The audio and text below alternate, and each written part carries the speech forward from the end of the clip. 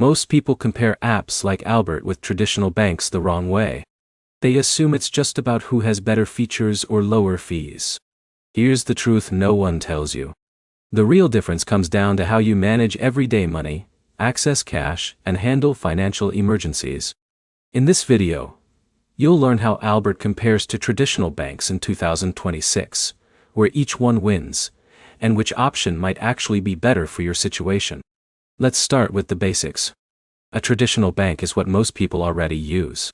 Think of places like national or regional banks where you get checking accounts, savings accounts, debit cards, and sometimes loans. These banks are built for long-term financial storage and stability. On the other side, you have apps like Albert. Albert is not a traditional bank. It's a financial app that connects to your bank account and offers tools like budgeting, savings insights, and sometimes cash advances. For example, Alex uses a traditional bank for his paycheck deposits, but he uses Albert to track spending and manage short-term cash needs. But here's the problem. This is where most people get confused. They try to replace their entire bank with an app like Albert. But these tools are not designed to function exactly the same way. Now, here's where it gets interesting. Albert focuses heavily on convenience and financial insights. It helps users understand where their money is going, and in some cases, offers quick access to small cash advances when eligible. Traditional banks, however, focus on security, full financial services, and long-term money storage like mortgages, business loans, and large-scale transactions. In a minute, I'll break down which one works better in emergencies. Let's talk about cash access first. Apps like Albert may offer faster access to small amounts of money for eligible users. This can be helpful if you need quick funds before your next paycheck. For example, Jake once needed a small amount for an unexpected expense, and a cash advance feature helped him bridge the gap.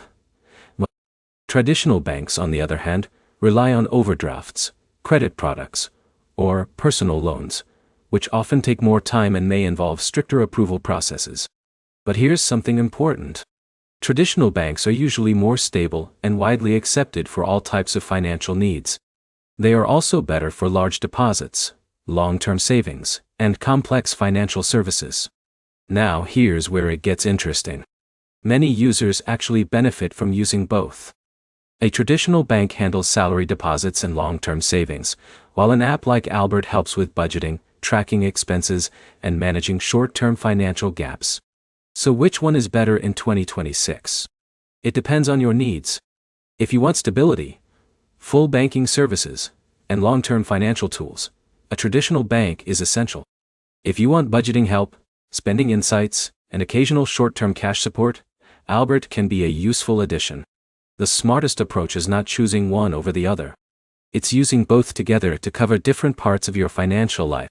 So let's summarize. Traditional banks are best for stability, savings, and full financial services. Albert is best for budgeting, insights, and short-term financial support. Used together, they can give you more control over your money. If this video helped you understand the difference, make sure to like, subscribe, and comment below. Thanks for watching, and I'll see you in the next one.